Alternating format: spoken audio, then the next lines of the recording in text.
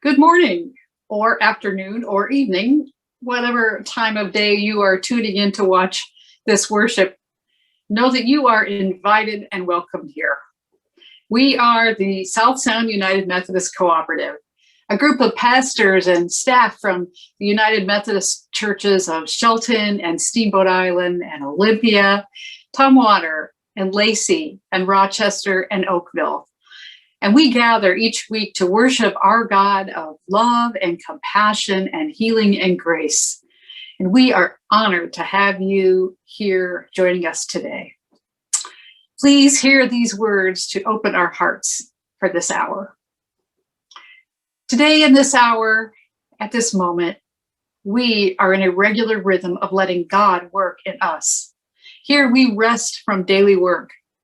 This is the moment our souls have been waiting for. As we sit and hear God's word, whether preached or sung or prayed or read from scripture, let's remember to ask ourselves, are we listening? God is informing and guiding our time together. This is Sabbath. This is God's time. Let's pause from every unessential mission so that we experience and absorb the news that God is good, Jesus is the way, and the Holy Spirit is ready to renew all who gather in God's name. Welcome to worship. Friends, we are invited to come to the table of grace and receive the gift of God's mercy and the empowerment of the Holy Spirit. Our Pentecost scripture reading last week told us that we are being saved. Our salvation doesn't come at some end point in time, but it is happening here and now. And we celebrate that at the table that Jesus set for us, where there are elements of bread and juice that remind us that God is with us. And so after this worship at 11 a.m., I invite you to join me at that table to receive the finest bread that nourishes us body and soul, and to receive the cup that reminds us that Jesus loves us completely and that we are called to love the world completely. There are Zoom links available on the FUMCOLI website, and so I invite you to click on that link and come to Zoom communion. All you need in the United Methodist Church to receive communion is a desire to come to the table, to receive the grace, and to share it to the world. Join me. Thank you. Please join me in this prayer of confession. God, we confess that we are an impatient and selfish people. When you offer us the promise of a new future, we complain that you don't get there fast enough. When you provide for our needs, we complain that it isn't enough. And when our bad attitudes and negative outlooks cause us to stumble, we blame you. Holy God, please forgive us our hurtful ways. Teach us to be patient, instruct us to be grateful, guide us to be responsible and humble. As we turn ourselves around and look to your Son, let us experience your grace and your gift of new life. In the name of Christ our Savior, we pray. Amen. Now hear this good news. Listen to these words of assurance. God's love resides with you this very day.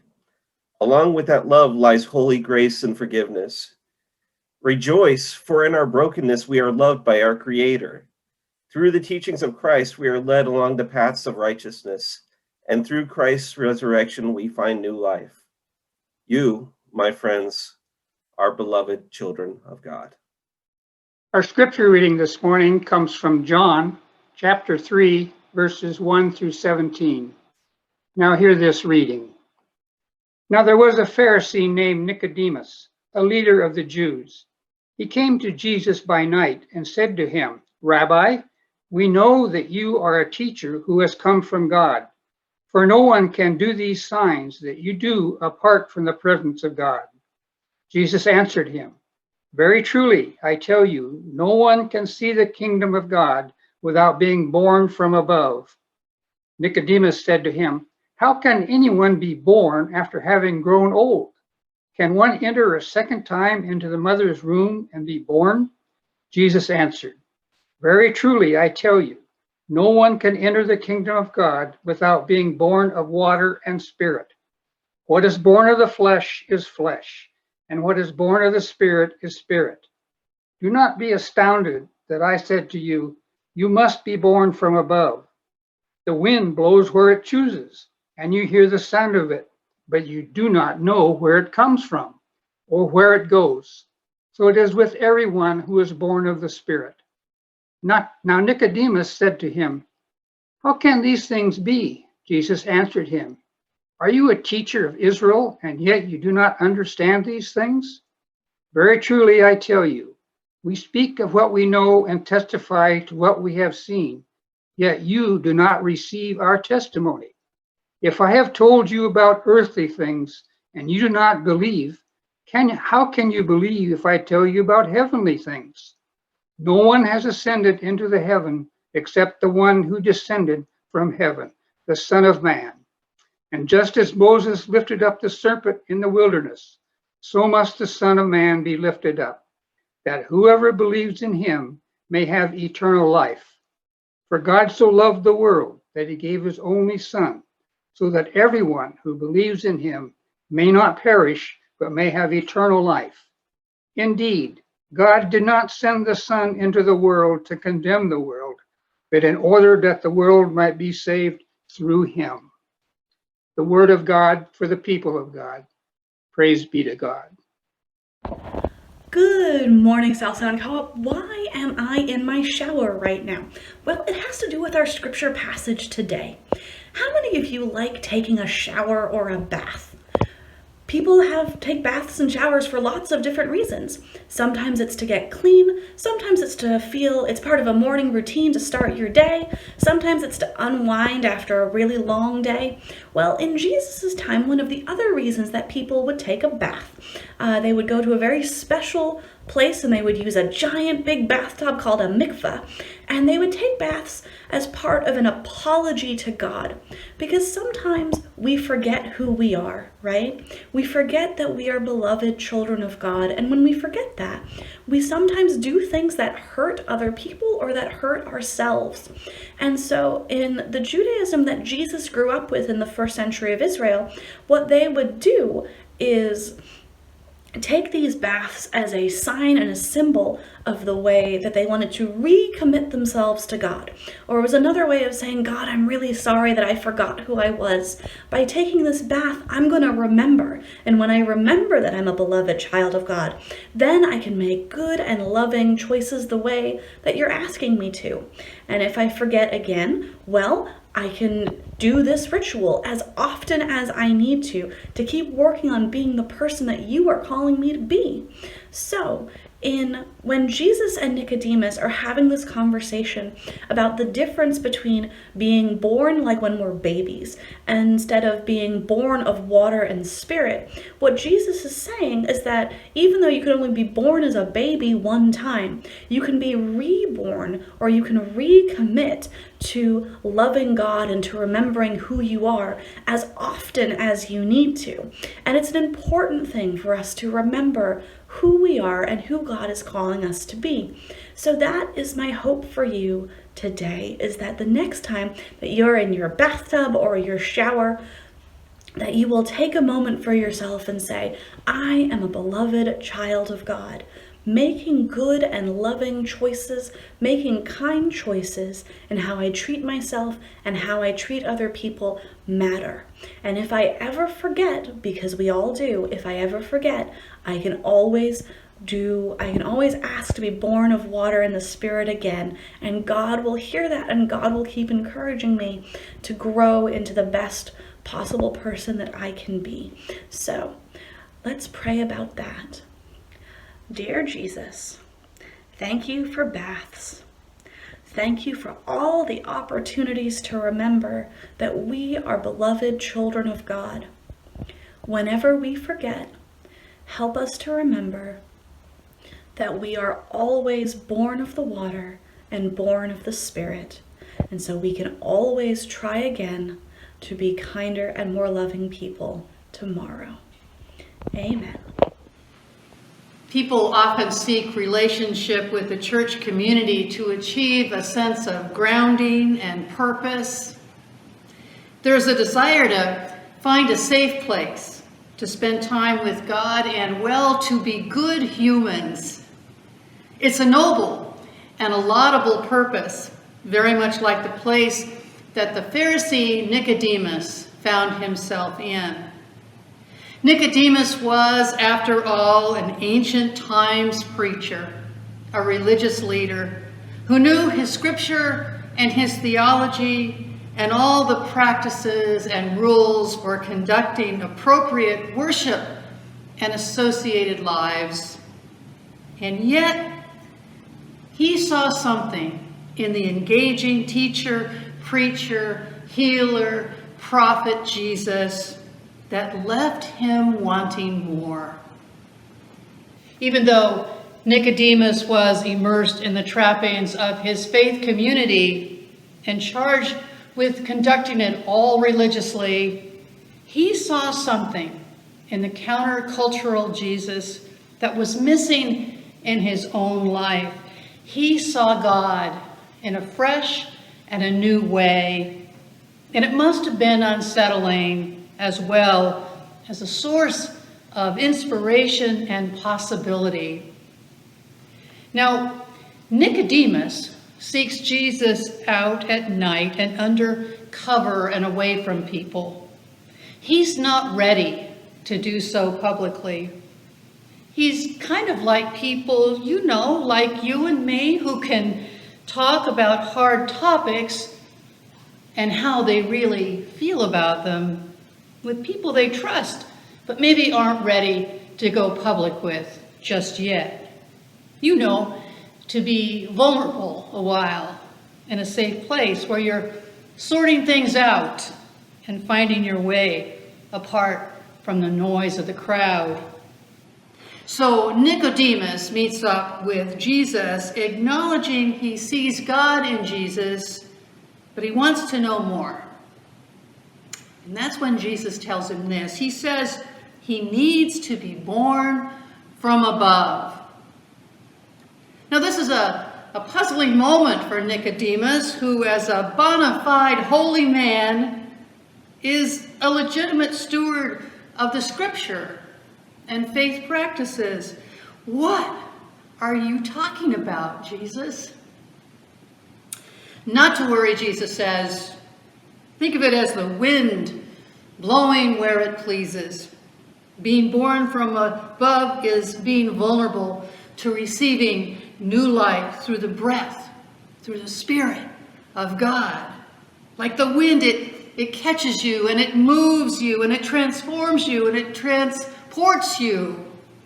And you are born from above by the Spirit.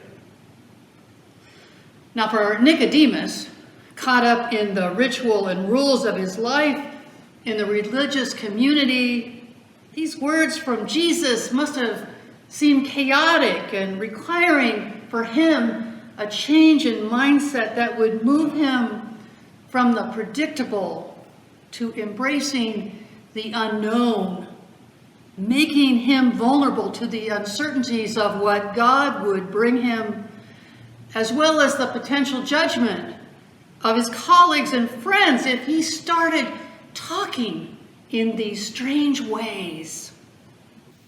Now, the New Testament will follow Nicodemus as he moves from his first meeting with Jesus in the darkness to his later public testimony on his behalf. And eventually, Nicodemus will be there for Jesus at the end as he steps forward to anoint him at his death. He is a disciple. He has become a disciple. Nicodemus is a disciple who first began by seeking Jesus and learning what it means to follow him. Jesus, well, his encounter with Nicodemus and his outreach to so many people, his attraction that he had for people, as he describes the freeing and soaring possibility of being changed not through our own actions, our judgment, our maybe limited viewpoint, but to begin to see life in terms of possibilities rather than limitations. So let's be honest. At times in the past year or so, we have felt a sense of hopelessness on sometimes a very large scale. We've tried to be faithful to ministry and worship as best we could. And many of us have worried that we were failing to meet expectations as we sought to keep ourselves and other people safe and to live the gospel with new ways to worship online and outside. And looking back, I know, I'm confident that Jesus was with us in the form of the Holy Spirit. He sat in the darkness with us. He's been with us every step of the way. And like Nicodemus, we continued to seek Jesus and new understandings of how to be followers and ultimately how to be the church. This past Pentecost, a day of the Holy Spirit, well, it marked the end of outdoor worship for the two churches I serve, at Oakville and at Rochester. We moved back inside and back into the sanctuary in June. And since last September, we have gathered steadfastly, or perhaps stubbornly, outdoors on most alternating Sundays. Pentecost Sunday this past week in Rochester was a small gathering. We braved the elements one last time, at least for the time being, to worship outside. We came to hear the New Testament teachings of the morning when the people gathered and the Holy Spirit showed up. The Spirit moved through the room with tongues of fire, heating things up, so much so that division melted and everyone could hear one message. This moment marked the birth of the church as more than 100 people were born from above, transformed on the same page, one with God and one with one another. As the wind increased and moved through our little gathering in Rochester on our own Pentecost Sunday, I struggled to hold down the pages of my sermon. The wind blew my hair about wildly and covered my eyes, and the roar rustled through my microphone and the sound system. It was nearly impossible to think or hear or feel much of anything else but that wind steadily moving across the front grounds of the church, pushing the clouds above us at a breakneck pace. It blew bulletins and stray Kleenex about, and it kicked up the sawdust on the grounds of the pool yard across the way. But on some level, some chaotic and mysterious way, all of this, the unceasing wind on Pentecost Sunday, the unpredictable past season of outdoor worship and indoor worship and all kinds of ways to worship, a pandemic challenge, all remind me of what Jesus told Nicodemus. When we seek Jesus, we must be prepared for the unexpected. As followers of Christ, we can expect to be surprised and to be caught up by the Holy Spirit that blows about us in ways and places that will challenge us if we are willing, if our spirits are willing to follow. It's when we have it all under control and all figured out that everything happens according to our own individual comfort level. Well, it's in those moments that the breath of God comes and the Spirit moves. And we can embrace it, or we can endeavor to only tend to the ways that we want, the ways that make us comfortable. Now, Nicodemus would tell you that worked for him for a while, but eventually he found himself slipping away in the darkness to meet this Jesus, and ultimately finding new life because of him. So whether we are outdoors, indoors, or online, or offline, wherever we are, the Spirit is moving. And new life awaits us. It awaits our churches, our families, and our communities, all of us, if we are open to seeing not what we want to or what we are accustomed to, but what God wants to give us. May you be aware of the Spirit in your lives. May we all. Glory be to God. Amen.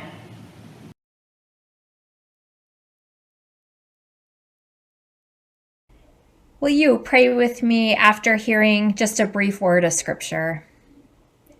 Just as you can hear the wind but can't tell where it comes from or where it is going, so you can't explain how people are born of the Spirit. Let's pray. Holy Spirit of God, invisible like the wind, we do not see you moving among us, but we see the effect. Come to our hearts that we may be renewed and reborn. Open our minds that we may perceive your kingdom. Open our hearts that we may share them with you. We pray for your church, formed through wind and flame. Let your Spirit come, O God, upon those gathered in your name. May your Spirit move and receive our prayer. We pray for our nation and its leaders, for all the nations of the world. We pray for the equitable distribution of goods so that all people might know abundance. May your Spirit move and receive our prayer. To you, O God, we lift your creation. We offer praise and thanksgiving for the wonders that surround us, the signs that point to you. Guide us to steward well these gifts you have entrusted into our hands. May your Spirit move and receive our prayer. Holy One, we pray for those who are sick and suffering. Ease their pain, still their illness, hold them in your peace. May your Spirit move and receive our prayer. As we pray for people around the world, so too we pray for those near to us, for our communities, our families, those whom we love. Bless them and keep them in your light and love. May your Spirit move and receive our prayer. Lift up our eyes to where the cross of Christ stands for our healing, so we may believe, and in believing not die, but have eternal life. Through him who in your love for us you sent into the world, Jesus Christ our Lord. Amen. Friends, we heard in the scripture today one example of how important it is to have someone else to talk with when we have questions about the Spirit. The spiritual leader in our story today got to talk with Jesus himself. But Jesus is present still with us when we are gathered in his name and gathered in community of people seeking to know God and love one another. And this is part of what your offerings give and make possible in each community. We are here as church, as clergy, as staff, in our buildings so that there is a clear place to go and some people to talk to when we have questions on our hearts, when we're struggling to know God, and when we are working to find a way to be closer to God. So thank you for your generous offerings. Many of you are starting to worship in person, and you can always give your offerings directly during worship in person, or you can mail them to your local church. If you're more comfortable online, please take advantage of one of the giving portals, either through your local church website or through the Olympia First website. Offerings there can be noted and they will go to the church of your choice. Let's give in gratitude for the Christian community.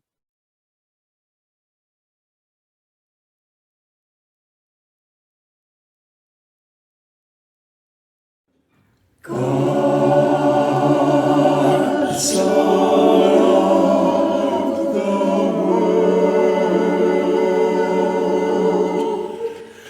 God so loved the world that he gave his only begotten Son, that whoso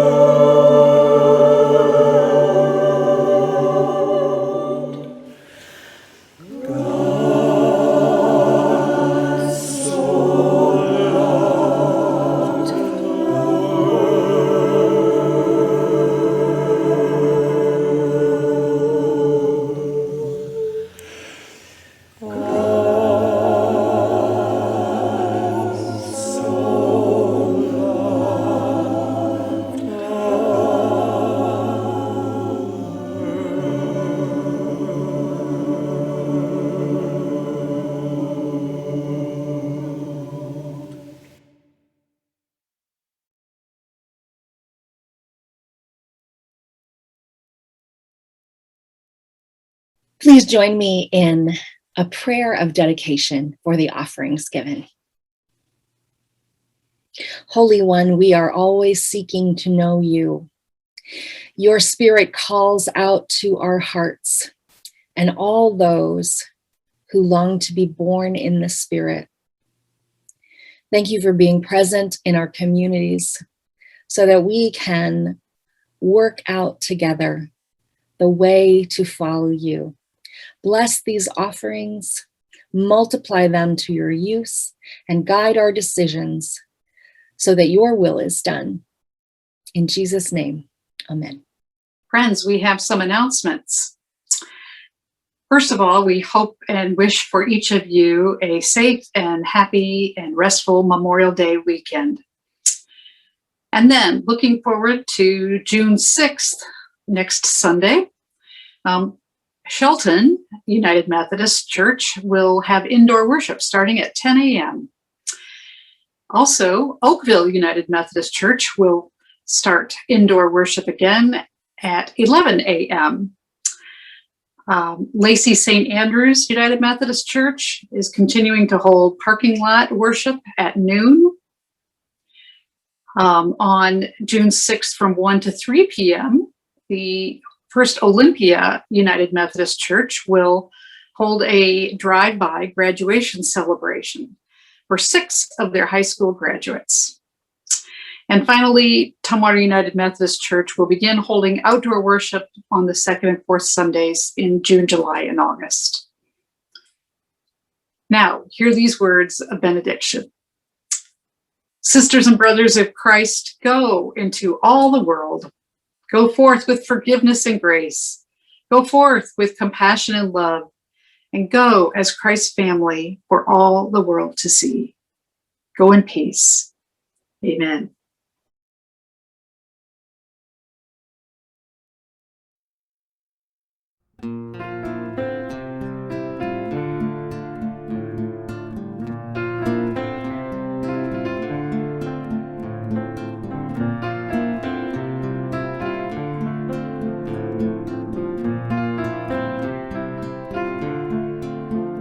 You're my rock of refuge, the shelter of my life, my merciful companion, my comfort in the night. Though my heart falls hard, still your love stands guard. Oh Lord, you are my rock of refuge, and I run to you, and you hold me close. You hide me under your shadows. Yes, I run to you. It's so good to know. Oh Lord, you are my rock of refuge. Oh Lord, you are my rock of refuge. You're my rock of refuge, the calm within my storm, a secret place of safety, my barrier from harm. When my eyes are tears through my worst of fears, oh Lord, you are my rock of refuge. And I run to you, and you hold me close. You hide me under your shadows. Yes, I run to you. It's so good to know, oh Lord, you are my rock of refuge. Yes, I run to you. It's so good to know, oh Lord, you are my rock of refuge. Oh Lord, you are my rock of refuge. Oh Lord, you are my rock of refuge.